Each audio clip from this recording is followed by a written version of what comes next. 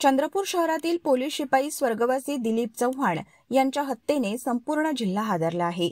कायदा आणि सुव्यवस्थेवर प्रश्नचिन्ह निर्माण झाला असून पोलिसांवरच हल्ले होऊ लागल्याने सर्वसामान्य नागरिकांचे संरक्षण कसे होणार हा गंभीर मुद्दा समोर आला आहे.